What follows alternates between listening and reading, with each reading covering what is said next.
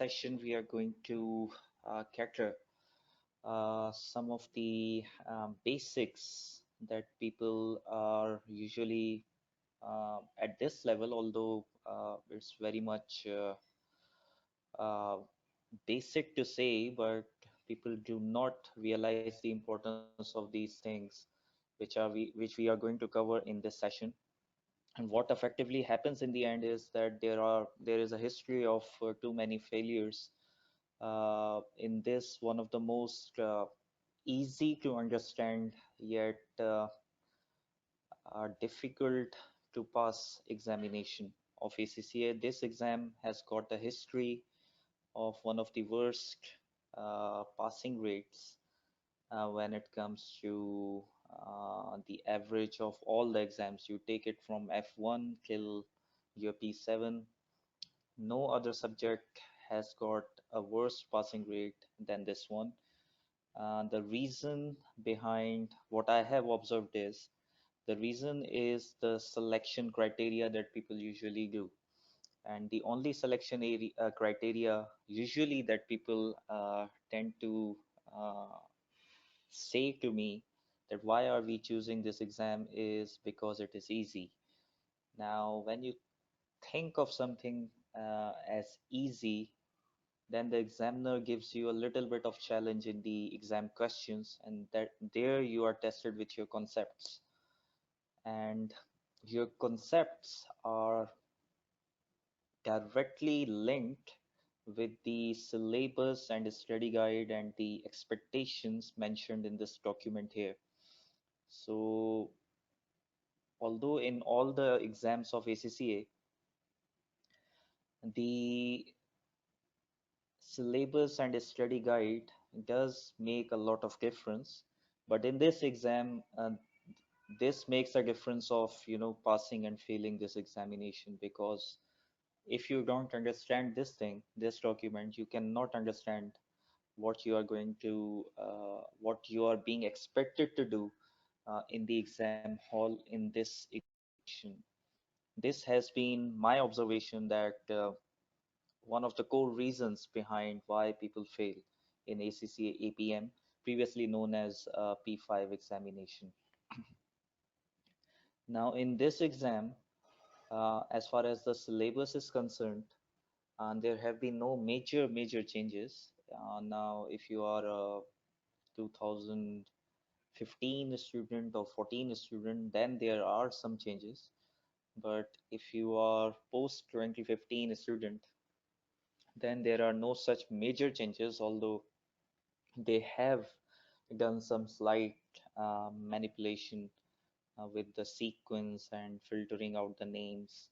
And in this syllabus also there is some sort of addition, although I don't consider it as a major addition or a major deletion from the syllabus, but there are some minor changes which definitely throughout the course we are going to cover.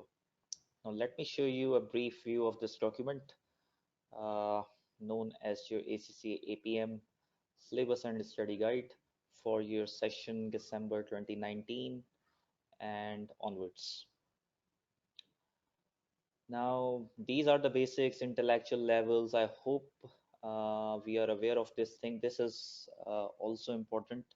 Your exam at APM level demands you to have an understanding of all the topics, at least 90% of the topics at level 3, synthesis and evaluation. Now, you will be tested to do some sort of synthesis and evaluations rather than just a level 1 examination, knowledge and comprehension sort of thing, defining things and things like that. Do not expect APM exam to be giving you some sort of questions for the definitions. This exam is totally when we have to describe synthesis.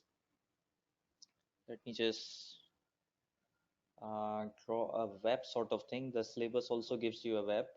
It is actually, if you're studying something A, B, C, D, E, I'm deliberately separating them out, E, F, G, H, and so on. Now, these are different areas, different concepts, different things. A will be different, B is different, H is different, E is different, F is different. Now, when it comes to synthesis, it demands you to come up with some sort of discussion, evaluation by making some connections. How C is impacting G, how G is impacting A, how these all together are impacting H, and so on. Synthesis means keeping all these things, keeping all the point of views, keeping all the concepts together to make plausible relationships and think of the larger picture. Now, when it comes to APM, these ABCDs become the syllabus parts. Syllabus part A, B, C, D, and E, and so on. For APM, you guys are expected to have an understanding, a thorough understanding of all the topics of uh, which are covered in syllabus part A, B, C, D, and E. Previously, there was an F part, but now it is merged. So you will be tested at level 3, where you will be required to carry all the concepts. There is not a big list of concepts in this exam. You will be required to carry all that information that is given to you from the syllabus and then come up with a solution for the company in the question.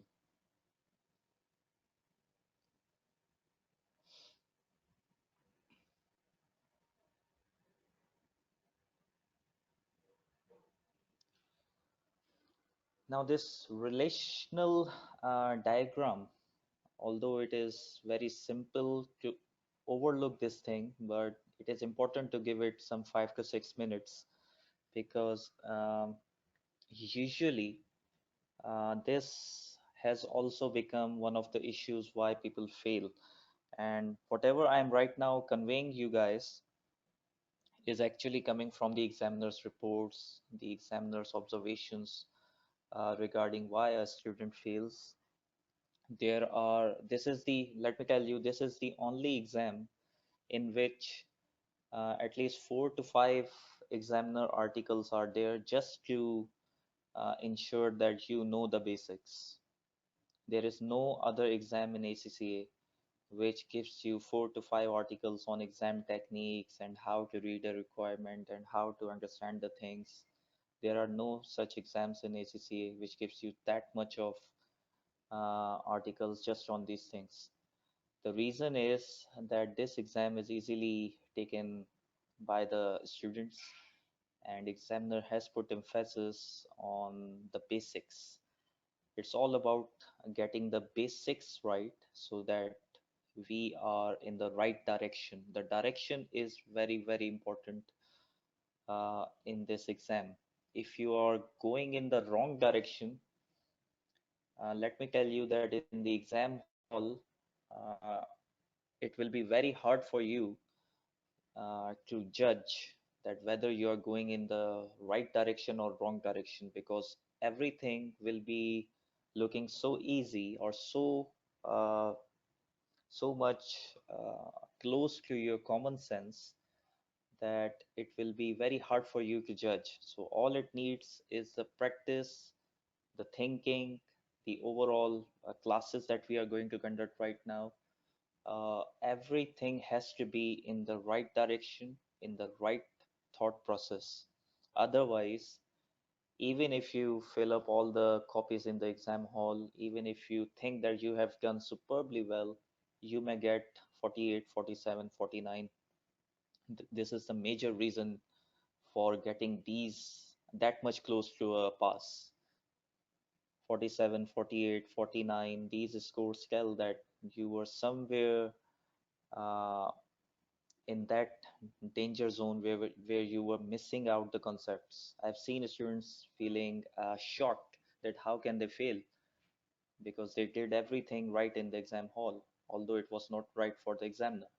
Now, this picture in front of you guys is regarding the relations of this exam with other exams, the relational diagram. Now, there are two basic things to understand here.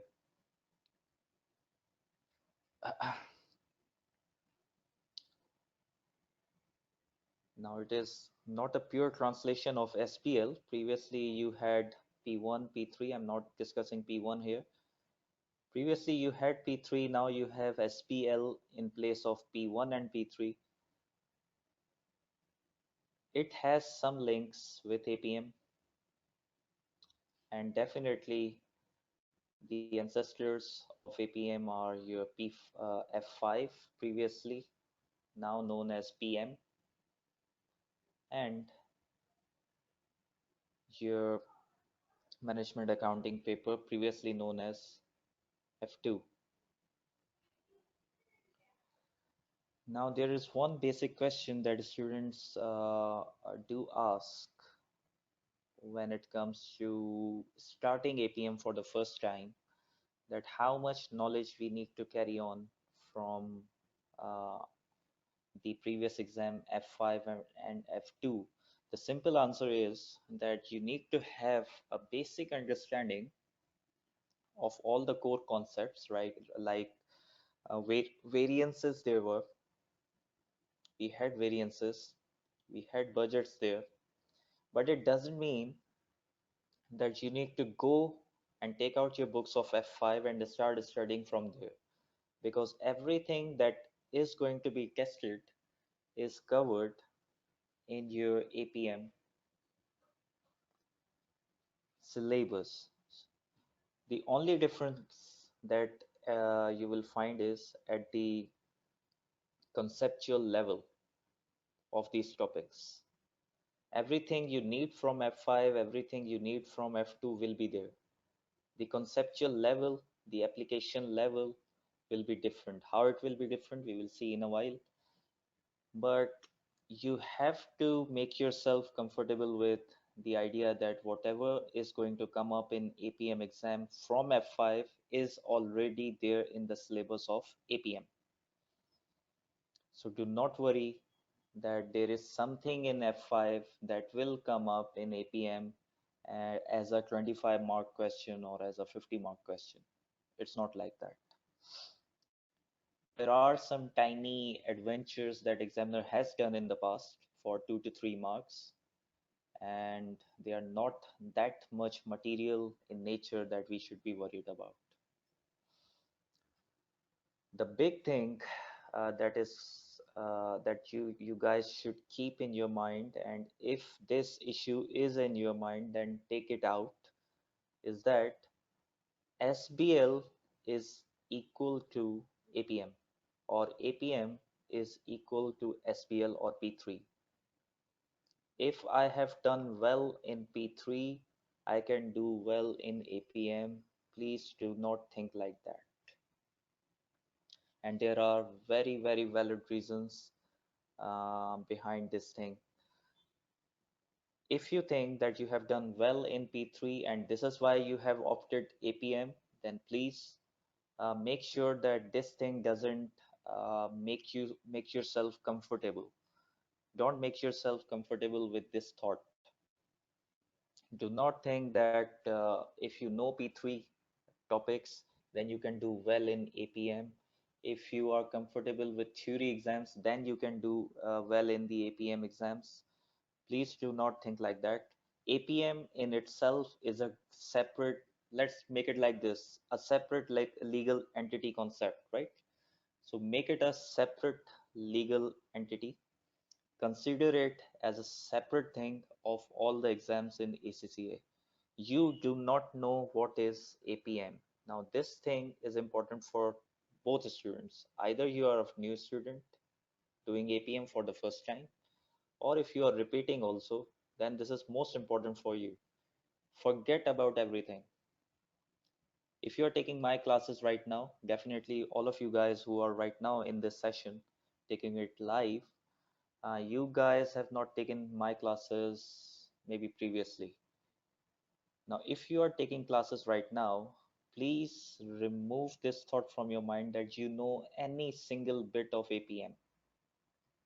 Why? Because as far as your mind is occupied with that knowledge, I cannot put my knowledge in there and make it correct. So make sure that your brains are completely empty. Make yourself comfortable. We have enough time, although you might think like I'm going mad or something. You have enough time to prepare for APM.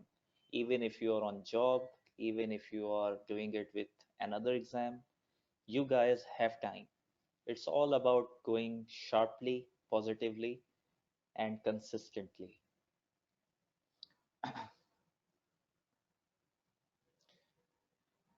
So when we are talking about P3 equals to APM, yes, there are topics that you are going to find in APM which are coming from even F1 also.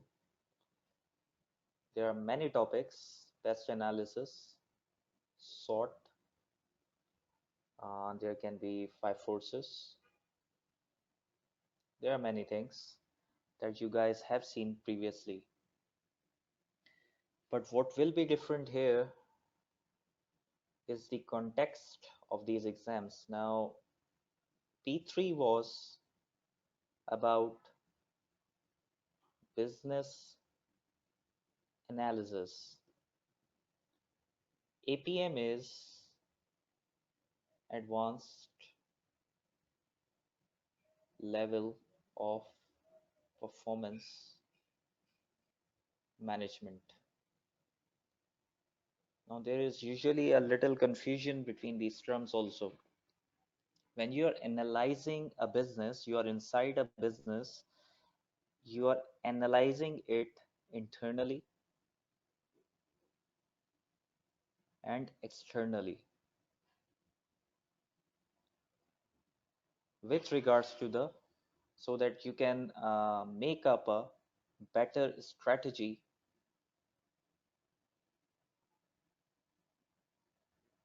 for business success.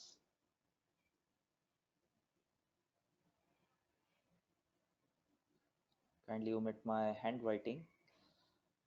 Now, this was the brief context of your business analysis paper P3 and to a certain extent um, APM also, SPL also. When it comes to advanced performance management, there is nothing to do with the strategy of the company. All you need to do here is to manage the company in such a way that your strategy becomes successful. Now, this context was not present in your previous studies. This time, what you are expected to do is to manage your company in such a way that whatever strategies you learned in P3, whatever strategies the company is opting, they are going to become successful in real time. But what is happening right now in the question is the company is facing a lot of troubles and there are some issues which are not allowing the company to fulfill its strategy. So there is nothing to do with whether this strategy is right, whether this strategy is wrong. We are not concerned about this. What we are concerned about is that whether this strategy and whether this strategy is going to become successful considering these factors or not, and how to improve these factors, how to improve these issues. This exam is all about this. Now, in business analysis, you used PEST, you used SORT, you used five forces to analyze the business's internal and external environment so that you can come up with a good strategy. Here, you are going to analyze the internal and external environment using these models so that you can assess the impact those factors are creating on these issues. Now, I know that at this moment it might be a little bit burdensome on your head, but it is worth giving another shot. Let me come up again. In P3, all these models, PEST, SORT, five forces, and others, were used to analyze the business environment so that we can develop a strategy. Here in APM, we have to make sure that we use the same models so that we can uh, solve the issues that are creating troubles in the achievement of the strategy that we have made for the 5 years, 6 years. Your exam questions in APM will be all about issues, and you will be required to use these models and other models that we are going to study in APM. You will be required to use them and come up with some solutions that will totally come from your own common sense and practice. This exam is open to common sense. Too much common sense is there.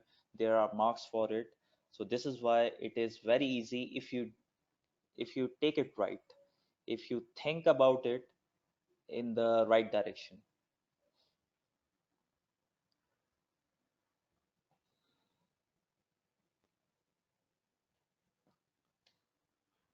Now let me show you how examiner communicates the expectations to a student who generally omits this part of the syllabus document.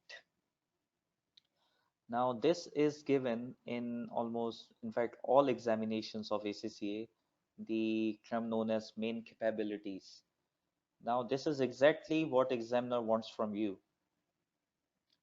Now if you are a repeat student and if you are a new student, both of you should and in fact must go through this. I'm going to go through a little bit in these expectations so that you get an idea of what and how to read these things, how to make the most of this capability section so that you can understand the examiner, so that you can uh, match the exam requirements with these expectations of the examiner.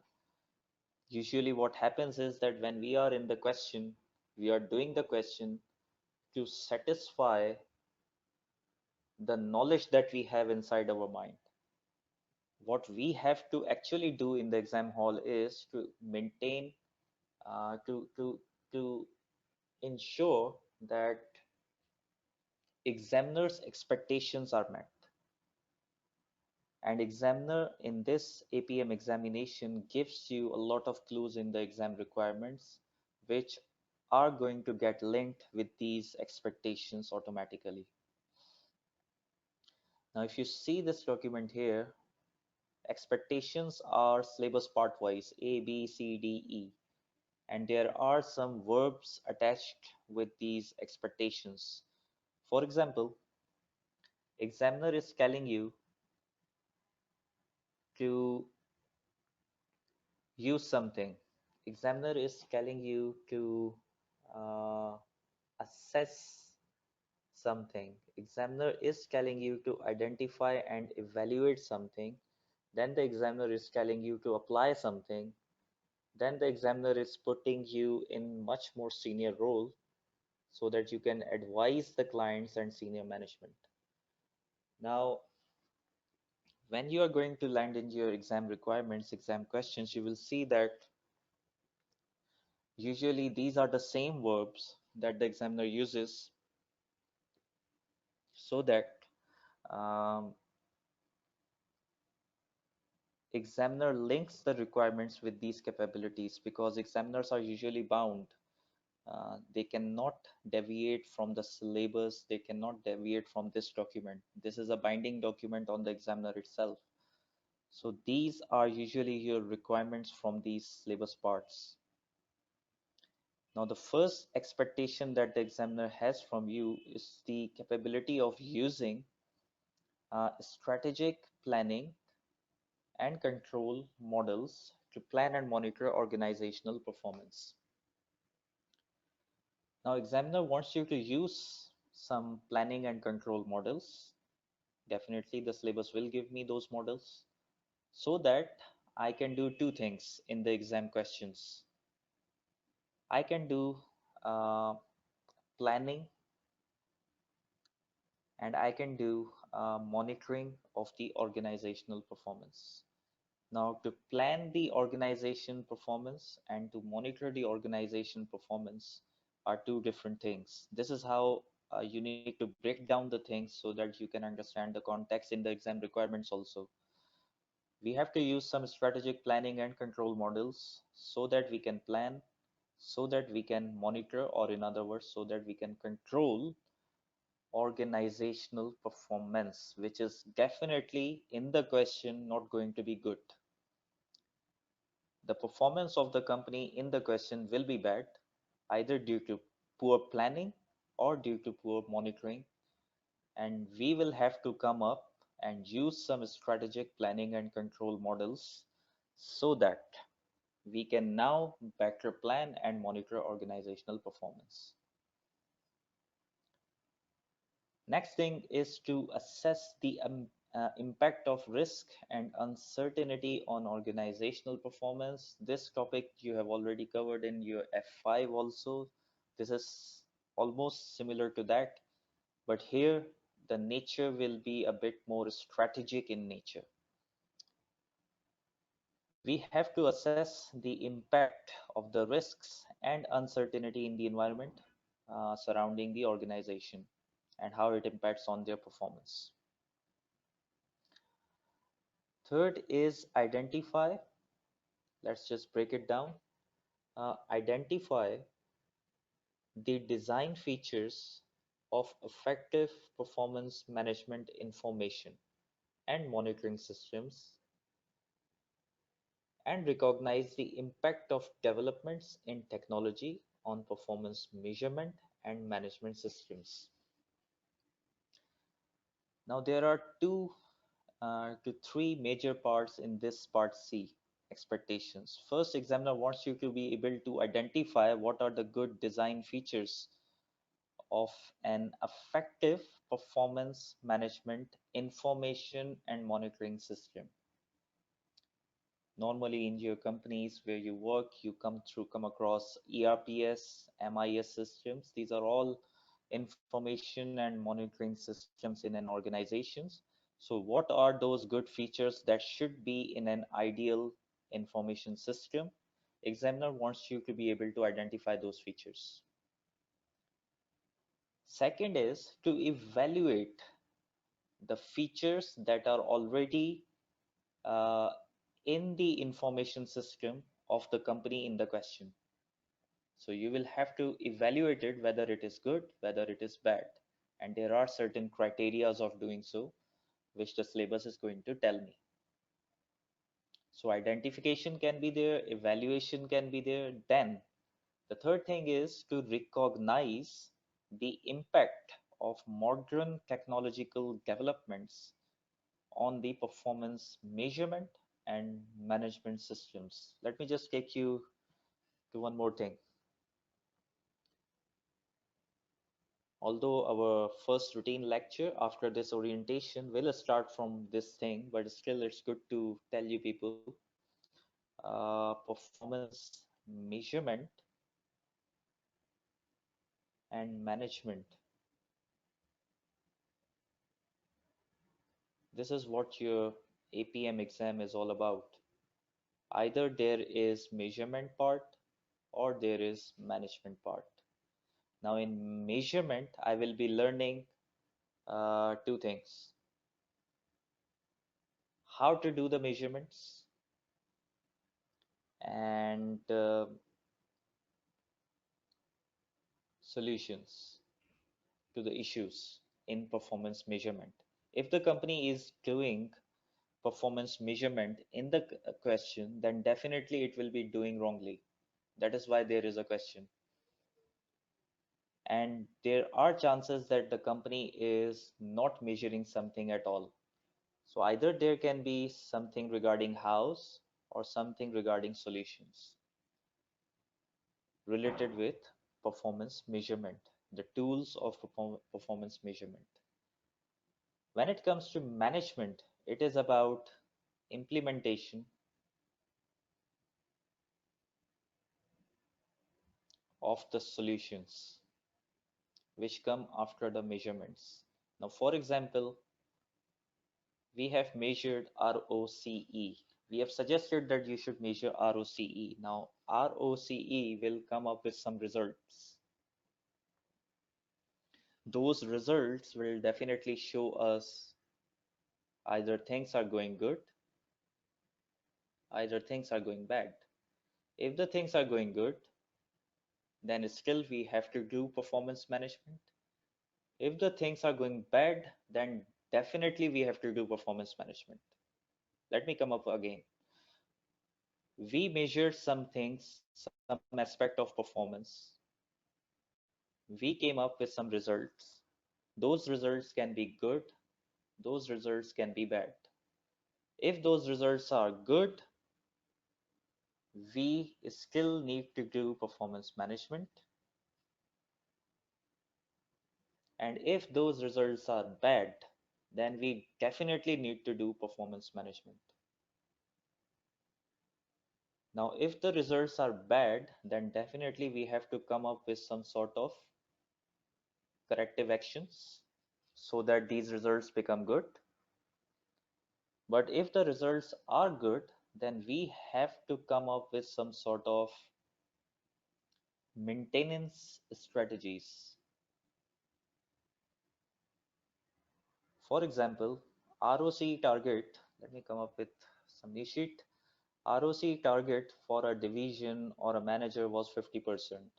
He came up with 55% at year end. Good one.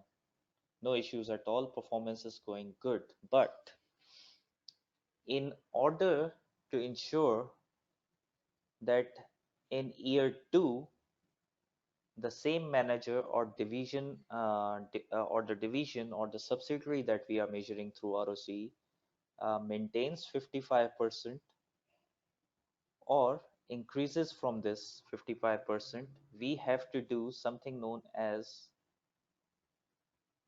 performance measurement. We have to measure the performance of this in year two also. We have to set some targets also. We have to create some sort of incentives also so that the manager, the division, the subsidiary that we are managing is still has got some sort of incentive, some sort of pressure, some sort of motive to achieve this 55%, maintain it or increase it. So even if the things are good, it doesn't mean that there cannot be a question on those things. If the things are good, the question will go towards the maintenance side of those good things and enhancing those things. If the things are bad, then definitely you will come across some corrective actions. And the P5 exam or the APM exam goes both ways. There were situations where people were expecting that the situations will be bad in the scenario. However, everything was going good and people lost their mind. They were out of ideas how to come up now. I mean, what to comment, what we should do. Everything is going good. What we should do. People went blank. So make sure that you go two way around. Now you have to recognize the impact of recent developments on the performance measurement that the company is doing and the performance management that the company is doing and the systems through which performance measurement and management is happening. So if there are some changes in the technology, that will definitely impact our recent current systems inside the organization through which we are doing performance measurement and performance management. And there are many questions nowadays on these things. Now, syllabus part A, B, C, you can say cover around 30 to 40% of your syllabus. Rest, syllabus part D and E are the entire syllabus because this is actually the performance measurement and management part. Syllabus part D is performance measurement part. Syllabus part E is performance management part. In syllabus part D, we have to apply strategic performance measurement techniques so that We can evaluate organizational performance so that we can improve organizational performance. So there will be definitely a lot of techniques given to me, in which one of them was ROCE. There are ROI, there is EVA, there are many other non-financial techniques also, target costing, um, the idea of just in time, Kaizen costing, things like that, non-financial performance indicators. There is a lot to be, there is a lot to get covered in syllabus part D. Most of our time will be spent on syllabus part D because of its length. In syllabus part E, you have to come up with some sort of advices for, if the examiner makes you a consultant, then definitely advise your clients. If the examiner makes you an employee, then advise the senior management. What you have to advise on? Advise on strategic business performance evaluation. So in part D, you will do some sort of evaluation. Then in part E, you have to come up with some sort of advices. Now what to do next. This is the sort of advice that will be expected of you from the examiner. In syllabus part D, you will do some number crunching. You will come up with some results that will be bad as compared to the strategic aims of the organization. Now, what to do next is the part of your advices. There are some models in it that you will use so that you can generate some valid comments, so that you can come up with solutions. Advise clients and senior management on strategic performance evaluation, and this is the other part which was previously in syllabus part F, recognizing vulnerability to corporate failure. You have to assess, there are separate questions on this thing always. You have to assess that whether the company in the question is or is not vulnerable to a failure in the coming 12 months. Sort of a going concern thing, but there are a few models that you need to understand through which you will be assessing the corporate failure indicators or vulnerability. Now, this is the sketch of the examiner's expectation from you, and if you want to um, see how the synthesis are going to be tested, then let me show you. This diagram on your screen is also showing you the synthesis sort of thing. So you can see everything is connected with everything in the syllabus. Each and every part of the syllabus is connected with the other part. Now, let me create a synthesis sort of thing for you so that you can understand how the examiner is going to draft his exam requirements to test you. Now see, I'm starting from syllabus part E. Advise clients and senior management on strategic performance evaluation. Now what I need to do is I need to advise the business in the question about how their performance is when I see their strategy. Their strategy is to win 100% of market share in 10 years time, and right now I can see their performance. I have evaluated their performance. Now that performance evaluation has given me some results, but in order to do this evaluation in a strategic context, I may have to get an understanding of the risk and uncertainty surrounding the organization. Because if I have to understand the business performance in the strategic context, in the larger context, then what I need to do is I need to ensure that I understand the external, the competitive, and the internal factors of the organization, and in those, risk and uncertainty is one. I must also know what strategic performance measurement techniques this company is doing to ensure that the performance inside their organization is aligned with strategies that they have created. So, in order to do a strategic performance evaluation, I will be forced, by nature, I will be forced to look at all the different aspects of the organization, in which syllabus part D, C, B, and A all will get covered. Similarly, if I go other way around, I have to assess the impact of risk and uncertainty on the organizational performance. Now, whatever risks we are facing and whatever uncertainty there is in the external environment, that is going to impact, that is definitely going to impact on the strategic performance of the organization. Because if the risks materialize, then they are going to hurt my strategy. So, syllabus part B is directly linked with syllabus part E in both ways around. So these are the sort of, this is just a tiny example so that just you guys can just make up your mind of how we need to ensure that when we are finished studying syllabus part A, one thing we need to ensure is to fulfill this expectation. Second thing, we need to ensure that when we are landing in syllabus part B, we should be carrying syllabus part A with us. We cannot afford to omit syllabus part A, then land in syllabus part B, then keep skipping other parts and landing in syllabus part D. No cherry pickings in this exam is allowed.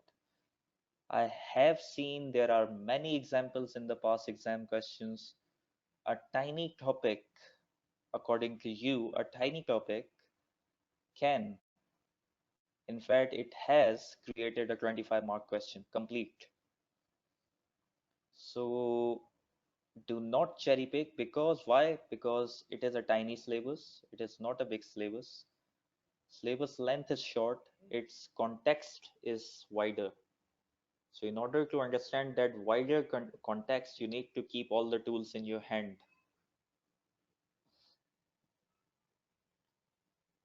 The rest, we have our syllabus parts in which we have all the contents of the syllabus. In the end, we have got some changes, some additions.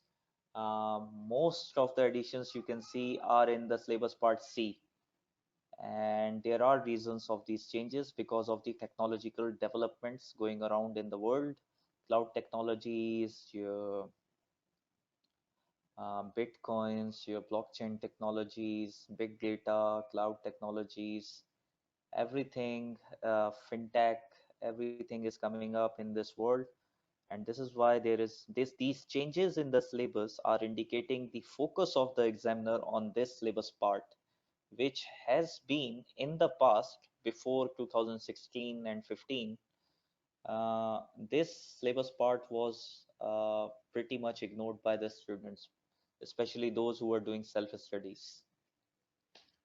Now, what I will do is I will keep this session limited to the information provided to you guys till now. And from the next session, what our modus operandi will be, I hope you remember this term from your F4 studies if you guys have done it. Uh, and I hope I have pronounced it correctly because it is quite difficult for me to pronounce these things. Uh, our way of studying will be syllabus part wise. We will be going syllabus part A, B, C, D, E bit by bit. Every bit is covered in my notes, and every bit we will be touching and understanding and going on. When we finish syllabus part A, we will be doing one or two of its questions so that we can grasp the uh, the the exam environment of this topic. so that we can see the expectation in real time, how the examiner translates its expectation of capabilities in the requirements. Rest of the questions will be left on you so that you can practice uh, on your practice time. Then you will be coming up with your questions to me. I will be providing you with the suggestions how to do, how not to do those things. And till syllabus part E, we will be doing part by part questions and coverage of the syllabus. Each and every topic of this syllabus will be ensured that you guys know. There is no cherry picking from my side. Every bit of this syllabus will be given to you so that you guys can land with confidence in the exam hall. Uh, Last but not the least, this entire syllabus uh, is though although it is covered in my notes also, but my notes are not there for self-studying. I have created them so that they serve as a reminder for you guys. When you look into those topics, you can remind yourself of what these topics are. But actual things are either these lectures that you are going to take or your own note making, which you are going to do throughout the lectures. So make sure that you are an active listener. This is a theory exam. I will try to be as much energetic, um, as much as uh, consultative. I will be interacting with you guys also.